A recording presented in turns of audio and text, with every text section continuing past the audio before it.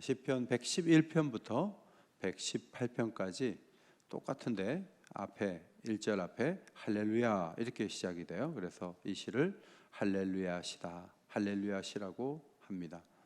111편과 112편은 비슷한 용어들이 굉장히 많아서 하나의 세트처럼 그렇게 전개가 돼요. 제가 시편 1편, 2편을 말씀드릴 때 하고 비슷한 분위기입니다. 이 두 시를 연결하는 말씀이 111편 10절입니다. 앞에 보시고 한번 읽겠습니다. 시작. 여호와를 경외함이 지혜의 근본이라 그의 계명을 지키는 자는 다 훌륭한 지각을 가진 자이니 여호와를 찬양함이 영원히 계속되리로다. 여호와를 경외하는 것이 지혜의 근본인데 그의 계명을 지키는 사람은 훌륭한 감각을 가져요. 그래서 판단을 잘하죠. 여러분 성경을 많이 보는데 성경을 읽는 이유 중 하나가 훌륭한 지각을 갖기 위해서 그래요. 성경을 많이 읽는데 판단을 잘 못하면 성경을 잘 읽은 것이 아니에요. 훌륭한 지각을 가져야 돼요. 그래서 좋은 선택을 계속 하니까 그 사람들이 잘 되고 그 사람들의 신앙에 불타서 계속 그 찬송이 계속 된다는 거죠. 자, 이렇게 하면서 112편으로 넘어갔습니다. 오래전에 솔로몬이 하나님 주신 지혜를 가졌을 때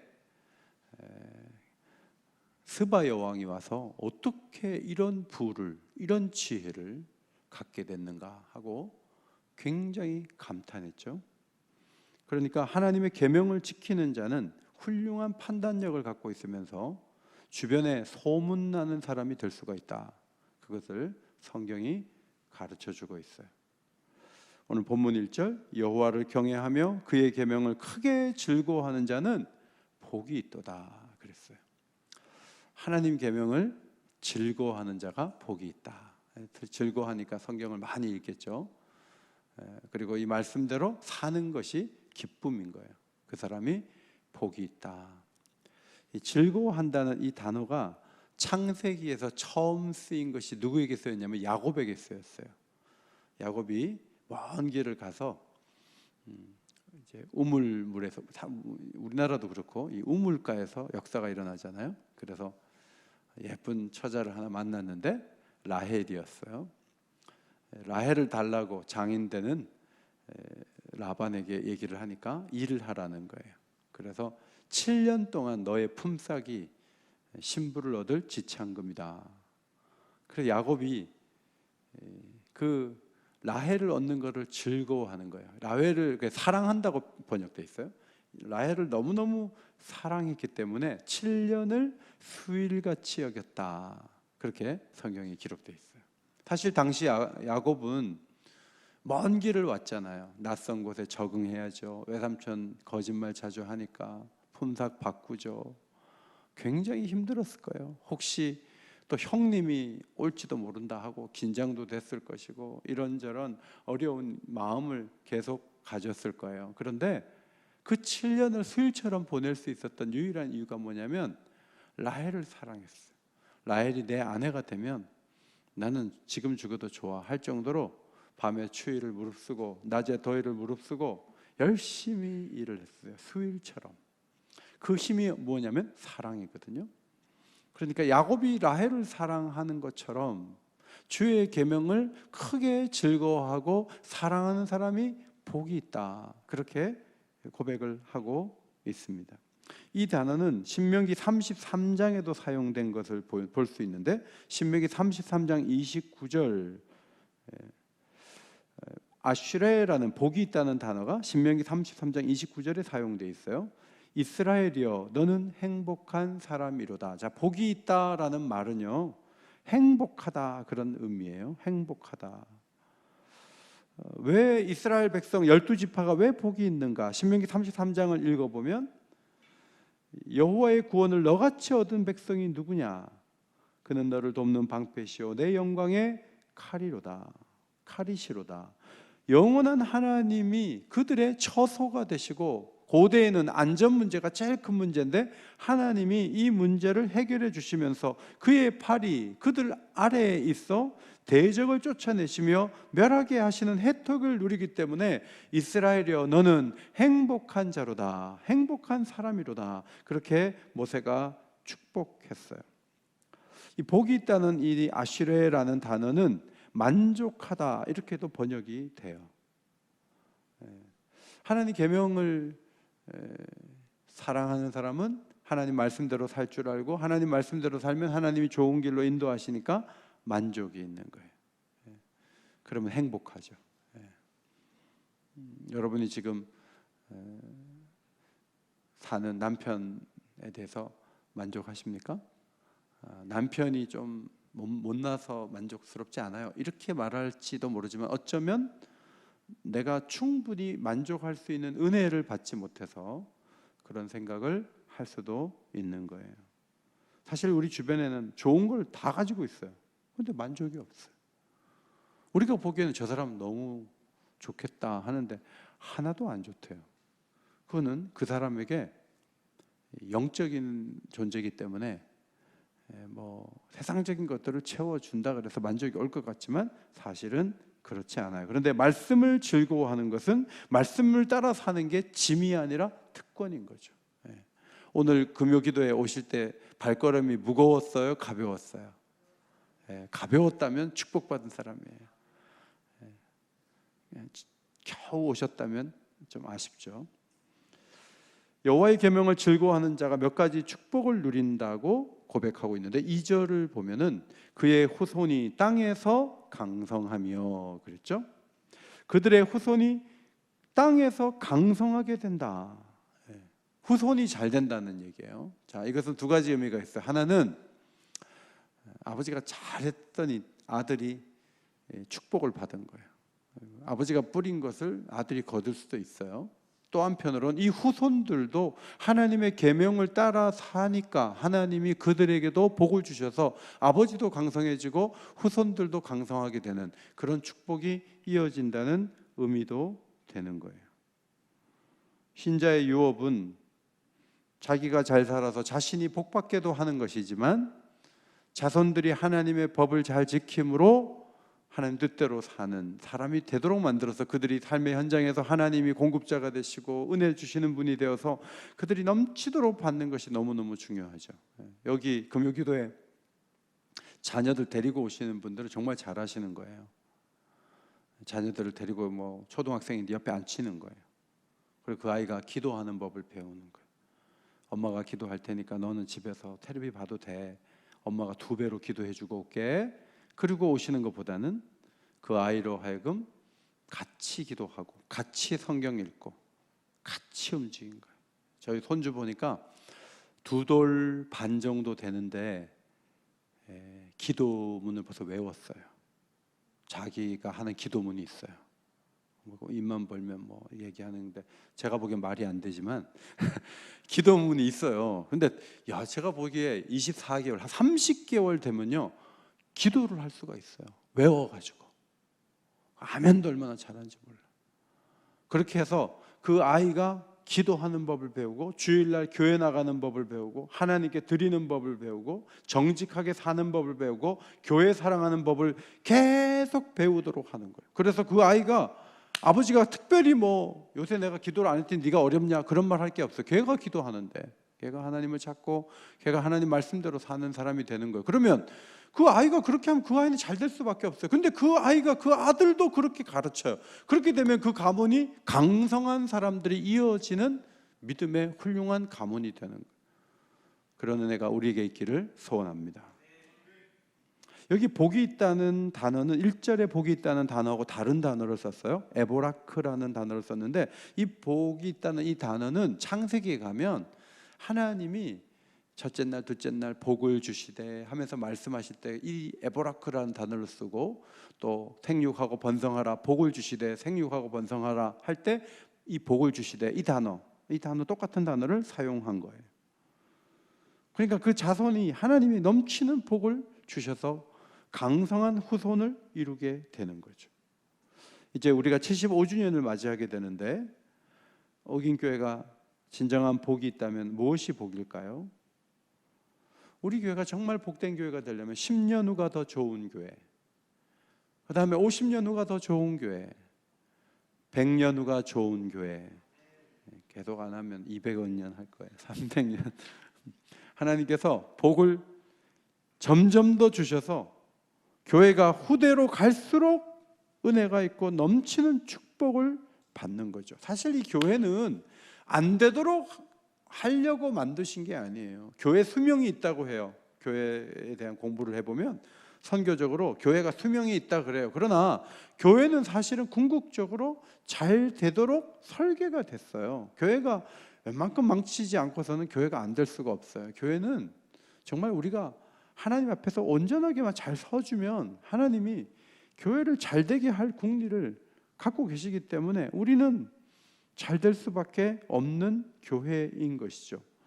오늘 하루만 좋은 날이 되면 안 돼요. 오늘도 만족스럽지만 내일도 좋은 날이 돼야 되고 모레도 희망차야 돼요. 하나님이 주시는 복을 누릴 수 있는 날들이 이어지는 것이 진정한 축복이죠.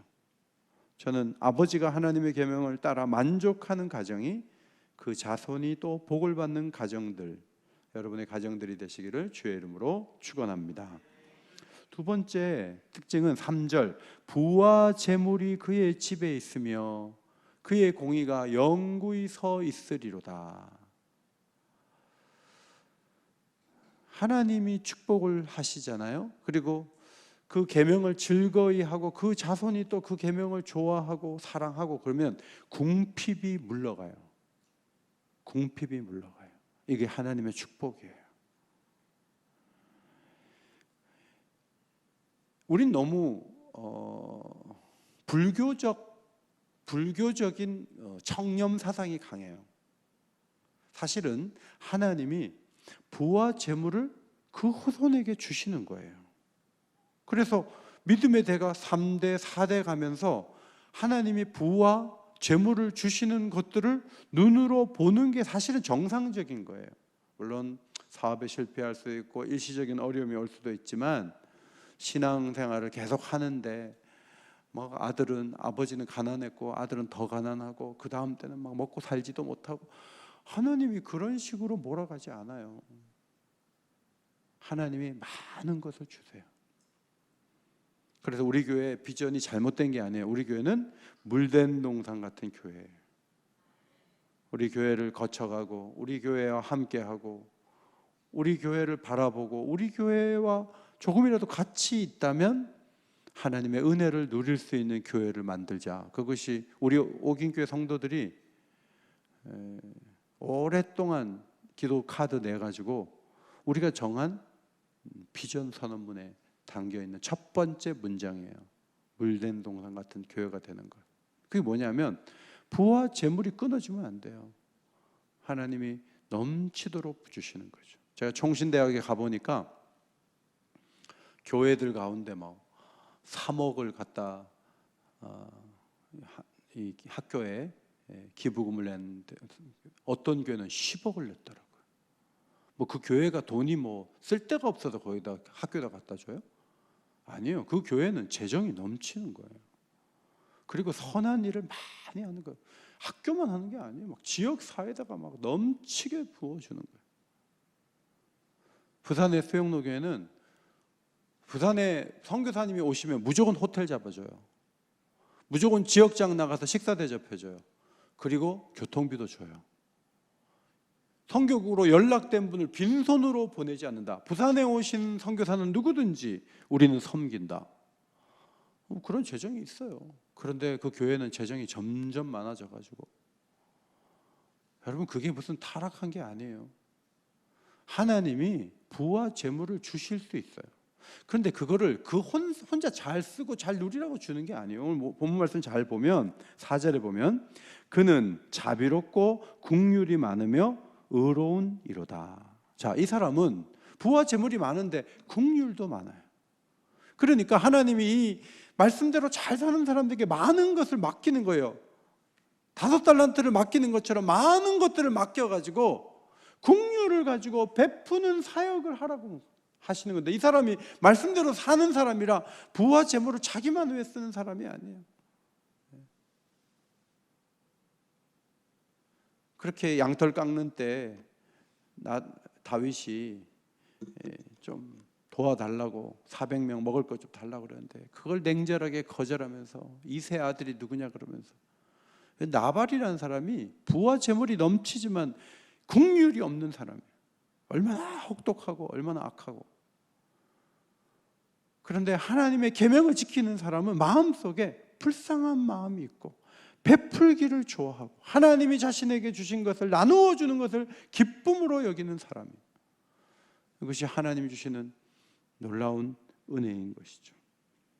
4절을 다시 보면 정직한 자들에게는 흑암 중에 빛이 일어나나니 그랬어요. 자, 시대가 어두워요. 뭘 해야 될지도 몰라요. 정말 캄캄하고 어려운데 하나님이 빛을 쫙 비춰주시는 거예요. 그리고 가난한 사람, 어려운 사람, 도와줄 사람이 딱 보이게 해주시는 거예요. 이 사람은 사람들이 뭘 해야 될지도 모르는 시대, 이 사람은 지속적으로 선을 베풀고 사랑을 일구는 그런 일의 헌신자가 되는 거죠. 출애굽기 22장 25절 이하의 말씀에 내가 만일 너와 함께한 내 백성 중에서 가난한 자에게 돈을 구워주면 너는 그에게 채권자 같이 하지 말며 이자를 받지 말 것이며 내가 만일 이웃의 옷을 전당 잡거든 해가 지기 전에 그에게 돌려보내라. 그것이 유일한 옷이라. 그것이 그의 알몸을 가릴 옷인즉 그가 무엇을 입고 자겠느냐. 그가 내게 부르짖으면 내가 들으리니 나는 자비로운 자임이니라. 오늘 112편에 나오는 이 사람은 하나님 계명을 굉장히 즐거워하는 사람인데, 이 사람은 어릴 때부터 막 주는 거 좋아하고 그런 집안 분위기에서 커가지고 그래서 사람에게 베푸는 사람이 아니에요. 이 사람은 본능에 의해서 집안 환경이 그래서 어릴 때부터 잘 나눠준 사람이 아니고, 이 사람은 하나님 말씀을 배운 사람이에요. 하나님의 계명에 막 이자 받고 혹독하게 하고 막 채권자같이 막 움직이고 마지막 옷 하나까지 뺏어가지고 자기 물을 챙기고, 하나님이 그런 사람 되지 말라고 자비로운 사람 되려고 가르쳤거든요. 그 하나님의 계명이 그렇게 가르치기 때문에 내가 그렇게 살아야 된다는 생각을 가지고 삶에 임하는 사람이에요. 하나님 말씀의 교훈을 받은 사람이에요. 하나님이 자비로운 분이기 때문에 우리도 자비롭기를 소원합니다. 하나님의 마음을 본받아야 돼요. 하나님의 손과 발이 돼야 돼요. 우리에게 주신 모든 것들은 다 하나님이 용도가 있어서 주신 것들이에요. 그것들을 용도에 맞게 잘 쓰는 게 중요해요. 5절을 세 번역으로 보면 은혜를 베풀면서 남에게 잘 구워주는 사람은 모든 일이 잘 될 것이다. 그런 사람은 일을 공평하게 처리하는 사람이다. 자, 여기 사람을 교회로 바꿔서 한번 읽어봐요. 시작. 은혜를 베풀면서 남에게 잘 구워주는 교회는 모든 일이 잘 될 것이다. 그런 교회는 일을 공평하게 처리하는 교회이다. 그래도 말이 돼요.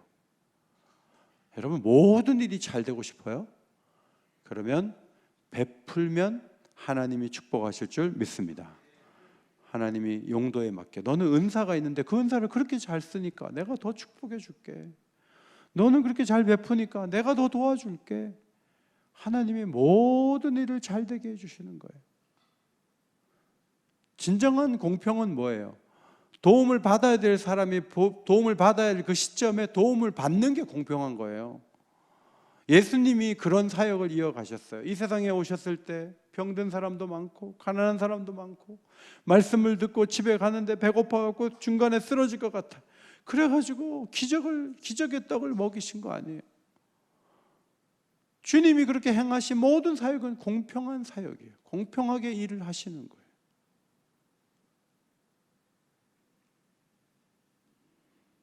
이웃을 선대하는 사람은 6절에 영원히 흔들리지 않는다. 이웃을 잘 대하면 하나님이 계속 복을 주시니까 든든하게 걸어갈 수 있다. 영적 세계에서의 지원이 이어진다 하는 거죠. 6절 같이 읽겠습니다. 시작. 그는 영원히 흔들리지 아니하며 의인은 영원히 기억되리로다. 우리가 자꾸 흔들리죠. 이런저런 일로 막 흔들려요. 그 흔들리는 것 자체가 사실 우리가 약하다는 걸 보여주는 거예요. 시편 46편 5절에 하나님이 그 성중에 계심에 성이 흔들리지 아니할 것이라.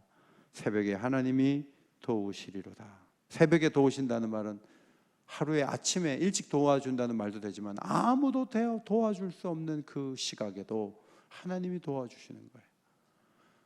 성도 하나님이 흔들리지 않도록 도와주시고, 계명을 가슴에 품고 하나님 말씀대로 살고자 하는 그 사람의 인생도 하나님이 지켜주실 줄 믿습니다. 지켜주시면 흔들리지 않는 거예요. 초신자들이 이렇게 보면 교회를 잘 나오려고 그러다가 또 못 나왔다가 또 나왔다가 흔들려서 그렇거든요. 근데 의인들은, 하나님 말씀을 사랑하는 사람들은 자기의 길을 꾸준히 가죠. 한 교회를 오래 다니는 것도 귀한 거예요. 하나의 봉사를 잘 이어가는 것도 흔들리지 않을 때 가능하지, 흔들리면 지속성이 떨어지는 거죠. 111편 5절에는 여호와께서 자기를 경외하는 자에게 양식을 주시며 그의 언약을 영원히 기억하시리로다 그랬거든요. 그런데 오늘 6절 말씀에 의인은 영원히 기억되리로다. 누구에게? 사람들에게. 그런데 바로 앞에 111편 5절에서는 하나님께서 의인과의 언약을 영원히 기억하시는 거예요. 의인과 무슨 약속을 했는지를 기억하시고 또 하나님이 의인을 기억하시는 거예요. 훌륭한 사람은 누가 훌륭해요? 하나님도 기억해 주시고 사람들도 기억하는 사람이 훌륭한 사람이에요. 예수께서 선한 일에 부요하시고 많은 이들을 궁지에서 건져내심으로 12사도와 함께 많은 성도들에게 기억되신 우리의 주가 되신 거죠. 우리가 예수님을 기억하는 이유가 뭐예요? 예수님께서 선한 일에 부요하시고 많은 사람들을 적절하게 건져내셨기 때문에 그래요. 우리 또한 예수님의 손가발이 되어서 그런 일들을 잘 감당하면 우리를 기억하죠.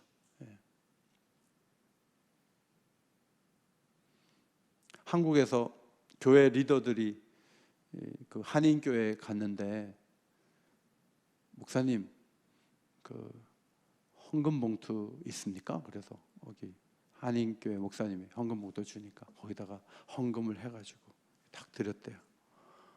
그래서 이제 아이고, 한국에서 그래도 내놓으라 하는 단체에서 오셨는데 교회에다 헌금을 많이 하셨겠다 하고 딱 보니까 일부를 넣었대요. 일부. 그냥 그러면 헌금 바구니에 넣지, 그걸 왜 또 종이 봉투를 왜 찾아가지고 거기다 굳이 일부를 왜 넣어요? 마음 상처되게.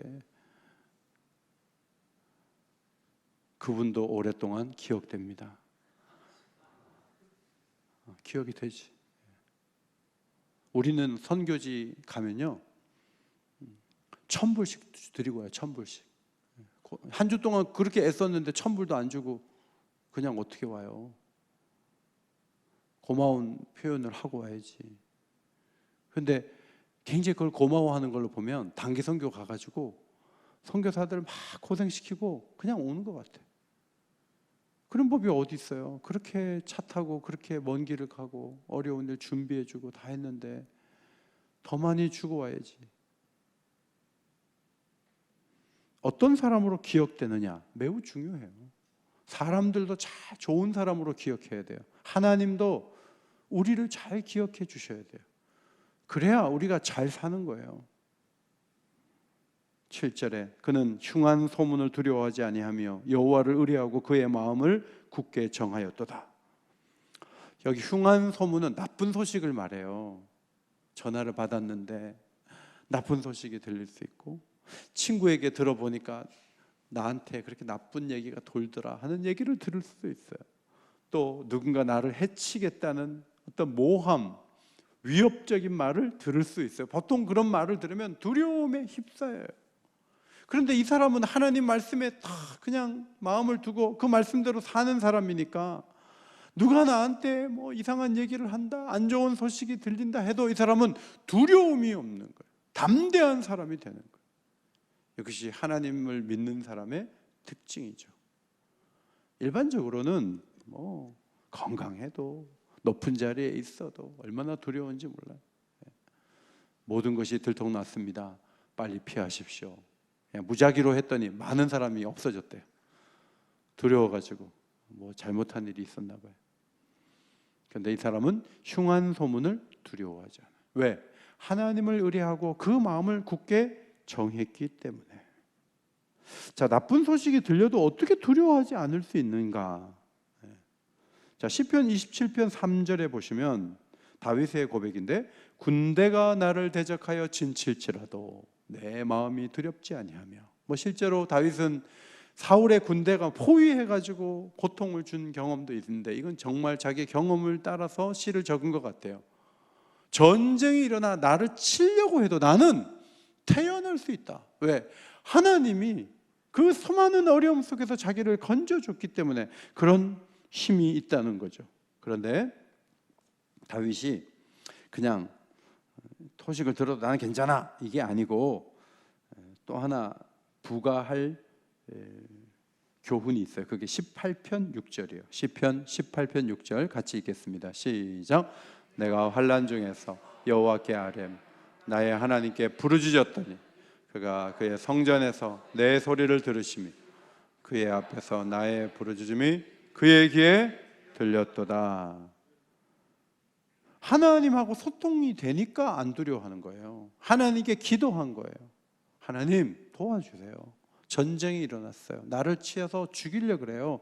너 상대방은 다 쓰고 저는 혼자예요. 하나님 도와주세요 하고 이렇게 하는데 하나님이 외면하시지 않고 다 듣고 계신 거예요. 그의 귀에 들렸고 그분이 내 인생에 도움을 주는 거예요.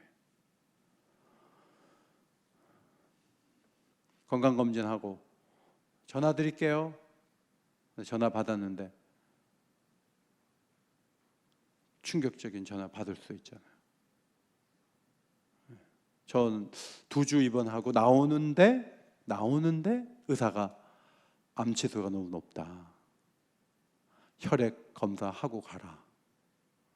그래가지고 나는 건강하게 회복돼서 수술 끝에 나가는데 암치수 높다는 거잖아요. 근데 제가 그 일주일 동안 교회 가서 사역을 이렇게 하는데 혹시 암이면 어떻게 하지 그런 마음이 들기도 했지만 아닐 거야 라는 생각도 들고 하나님 여기까지 인도하셨는데 도와주시겠지 이런 마음을 가져서 막 그때 불면증에 시달리고 막 힘들고 그러지 않았어요.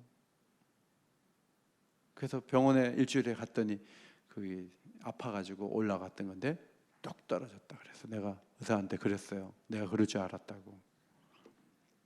근데 그때 이제 바들바들 떨 수 있어요. 바들바들 떨면서 뭐 하나님이 어쩌고 저쩌고 하면서 막 원망하고 막 흔들릴 수 있어요. 근데 우리 교인들도 보면 시련을 이렇게 당하고 어려운 소식도 들리고 하는데 오히려 담담하면서요 마음에 딱 힘을 가지고 안절부절하지 못하고 자기가 하던 걸 계속 하는 거예요. 하루 성령 성장 읽고 주일 예배 나오고 사람들하고 여전히 교제하고 담대하게.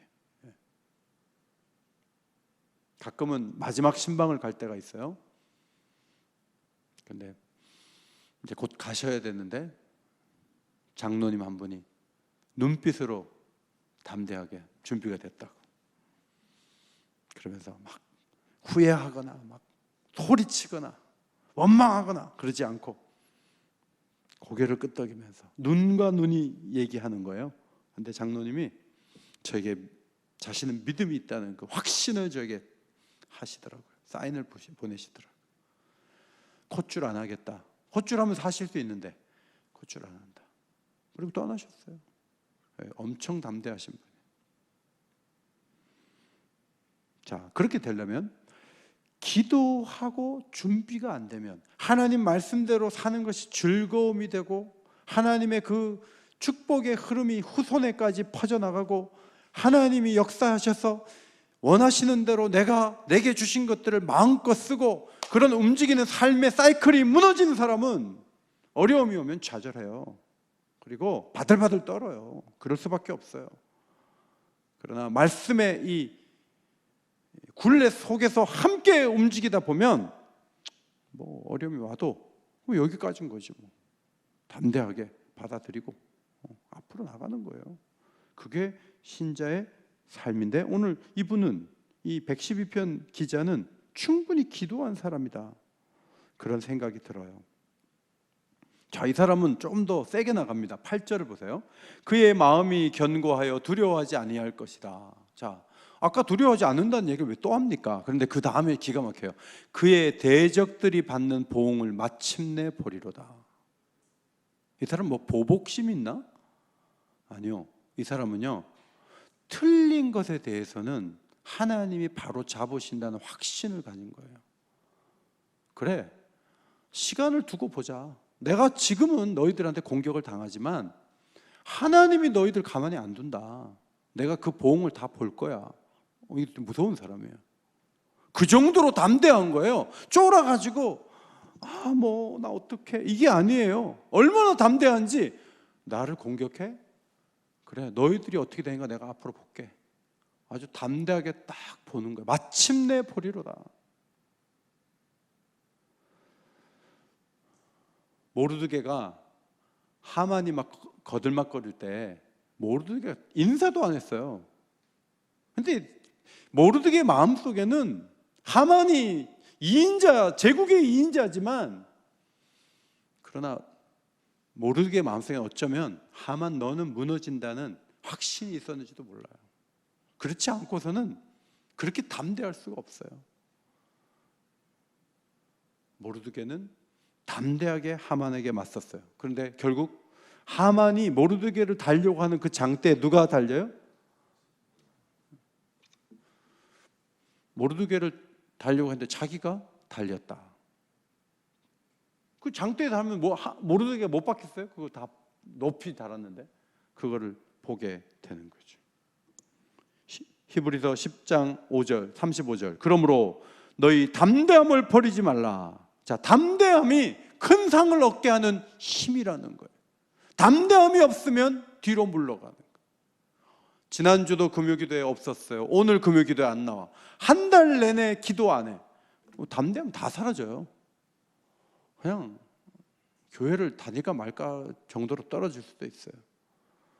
하나님 앞에 말씀대로 살려고 하는 순종하는 의지와, 그리고 하나님이 이 세상을 통치하시기 때문에 하나님이 모든 것을 조절하시고 우리 자손들까지도 하나님이 복을 주신다는 이 담대한 믿음을 가지고 밀고 나가는 거예요. 그러면 하나님이 상을 주실 줄 믿습니다.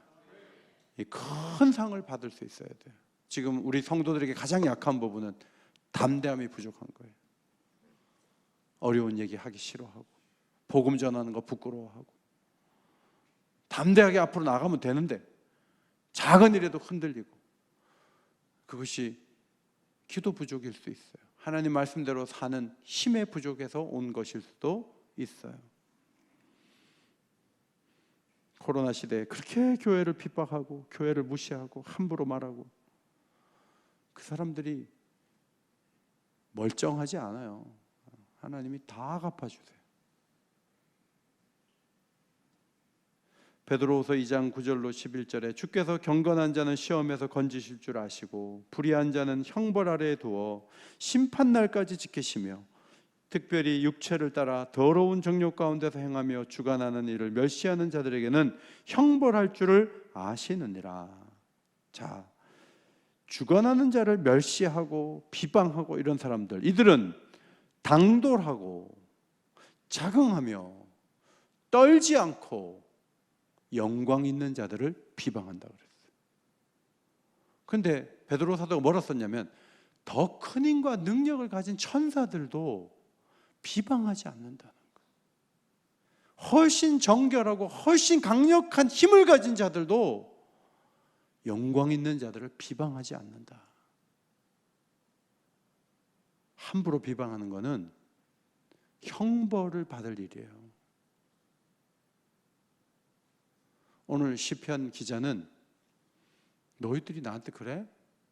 그럼 너희들이 하나님 앞에 벌 받을 텐데? 이런 확고한 마음이 있는 거죠. 북한에서 우리 대통령 욕하고 우리 불바다 만들어 버리겠다고 하고 별말을 다 해요. 뉴스 그거 좀 안 들려주면 좋겠는데 똑같은 그 치마 입은 아줌마 나와가지고 막 북한 어쩌고 막 여러분 들어보셨잖아요. 말도 안 되는 막 얘기, 막 희한한 욕도 아닌 얘기들을 막 하잖아요, 방송에서. 근데 여러분 그거 들으면서 무슨 생각 나세요? 어떻게 우리나라 망할지도 몰라. 정말 이쪽으로 미사일 쏘면 어떡해? 막 그래요? 북한은 워낙 거짓말도 잘하고 과장도 잘하니까 안 떨거든요. 저는 안 떨어요. 여러분 떨어요? 안 떨어요. 그 아줌마가 나와서 아무리 그래도 저 아줌마는 이제 바꿀 때가 됐는데 계속 저 아줌마만 계속 비방하고. 우리는 떨지 않아요.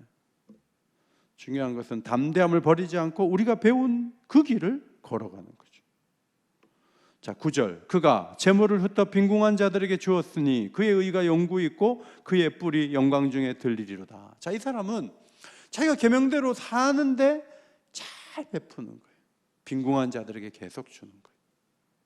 그러니까 이 사람이 한 일이 영구히 서 있고 그의 힘과 능력이 영광 중에 들리는 그런 축복을 누리게 된다 하는 것이죠. 그러니까 이 구절에서 우리가 놀라운 것을 뭘 봐야 되냐면 이 사람은 지금 비방하고 대적하는 사람이 별로 안중에 없어요. 그저 자기가 맡은 사명을 열심히 감당할 뿐이에요. 자기의 상대는 대적하는 자가 아니에요. 자기에게 부와 재물을 주셨기 때문에 마음껏 나누는 일에 최선을 다하시는 거예요. 너무 훌륭해요. 저도 목회하면서 이렇게 보면은 교회 안에 장례가 얼마나 많아요. 예식은 또 얼마나 많고요. 병원 입원 환자도 많아요. 그런데 자신에게 주신 것을 그저 나누시는 거예요. 아주 부자는 아니라도 가능하면 가서 위로해주고, 가능하면 가서 축복해주고, 가능하면 가서 기도해주고, 그러면서 시간을 값지게 사용하시는 분들이 교회 안에 있거든요. 저는 참 귀하다고 봐요. 그분은 은퇴도 안 해요. 계속해요. 그 의가 영구히 있고 그의 뿔이 영광 중에 들리리로다. 우리 시니어들 저축을 많이 하세요. 시니어 되기 전에 저축 많이 해요. 그리고 이제 시니어가 딱 된 다음부터는 장례식장 빠지지 말고 다니고 어려운 사람들 도와주고 선을 베풀고 그런 걸 좀 달라고 기도를 해야죠. 내가 시니어 돼서 베풀며 살 수 있게 해달라고. 그럼 하나님이 돕지 않으시겠어요? 십자가에 예수님이 못 박혀 죽고 부활하신 후 악인들이 위협했잖아요. 말하면 죽인다고. 근데 초대교회 리더들이 담대해가지고 전도만 했나요? 아니요. 그들이 오늘 시편 112편이 말한 그 의인, 그 사람들의 삶을 살았어요. 사도행전 2장 44절부터 47절 같이 읽겠습니다. 시작. 믿는 사람이 다 함께 있어 모든 물건을 서로 통용하고 또 재산과 소유를 팔아 각 사람의 필요를 따라 나눠주며 날마다 마음을 같이하여 성전에 모이기를 힘쓰고 집에서 떡을 떼며 기쁨과 순전한 마음으로 음식을 먹고 하나님을 찬미하며 또 온 백성에게 칭송을 받으니 주께서 구원받는 사람을 날마다 더하게 하시니라. 자기 예배당도 하나 없는 교회예요. 그런데 이 교회가 복음 전도를 열심히 하는 것과 동시에 한 일이 뭐냐면 시편 112편에 부와 재물을 정말 이웃들을 위해서 넘치게 쓴 거예요. 그러니까 이 112편은 어디 가서 응하냐 하면 초대 교회에 가서 응하는 거예요. 이것이 하나님의 축복인 거예요. 그러니까 그때 뿔을 높인 힘과 능력이 그 시대를 덮는 그런 은혜가 있었던 거죠. 그러니까 저는 이 말씀이 신약에서도 매우 중요하다 이렇게 해석이 돼요. 마지막 10절이에요. 같이 읽겠습니다. 시작. 악인은 이를 보고 한탄하여 이를 갈면서 소멸되리니 악인들의 욕망은 사라지리로다. 자, 이 악인들은요 그냥 마음에 시기하고 질투밖에 없어. 남이 잘 돼가지고 누군가를 도우면 박수를 쳐줘야 되는데 더 화가 나. 왜? 악하니까 그래요. 누가 잘 된다 그러면 막 그냥 시기가 나가지고 하나님의 축복으로 인해서 놀라운 일들이 벌어지는데, 그런데 완전히 눈을 감아버려요. 안 보려고 그래요. 자, 이런 사람들은 소멸된다. 이 소멸된다는 단어는요, 전쟁과 관련해서 많이 쓰였어요, 성경에서. 그래서 전쟁을 하려고 했는데 의욕이 사라진다 할 때 이 단어를 썼어요. 그러니까 이 악인들이 그냥 없어지는 거예요. 그 욕망이 해결됐다는 게 아니고 악인이 없어지면서 욕망도 사라지는 거예요. 그러니까 결국은 하나님의 계명대로 사는 사람이 역사를 주도하고 세상의 중심에 서게 된다 하는 귀한 말씀을 우리에게 주고 있습니다. 우리 교회는 말씀대로 살아가는 사람들이 많고 그들을 축복하는 이들이 많고 그들의 후손들이 잘 되는 그런 은총을 누리게 되는 복된 교회가 되기를 예수의 이름으로 축원합니다. 아멘 하신 분만 그렇게 되시기를 바랍니다. 우리 하나님은 너를 지키시는 자 찬양하겠습니다.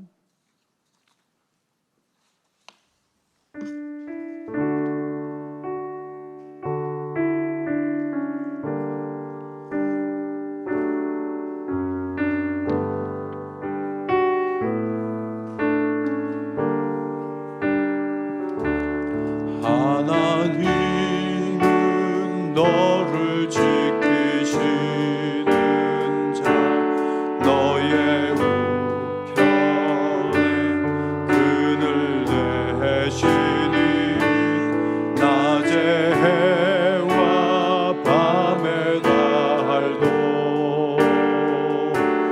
너를 해치 못하리. 하나님은 너를 지키시는 자 너의 환난을 명쾌하시니 강한 너를 지키시리라. 너의 출입을 지키시리라. 눈을 들어 산을 보아라. 너의 도움 어디서 오나. 천지 지으신 너를 만드신 여호와께로라. 눈을 들어 산을 보아라. 눈을 들어 산을 보아라. 너의 도움 어디서 오나. 천지 지으신 너를 만드신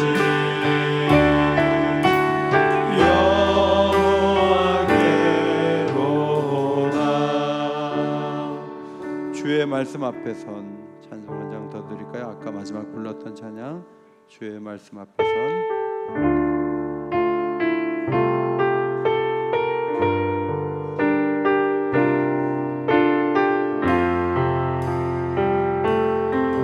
주의 말씀 앞에서 당신은 참된 예배자 그토록 찾으시던 하나님의 기쁨 이 세상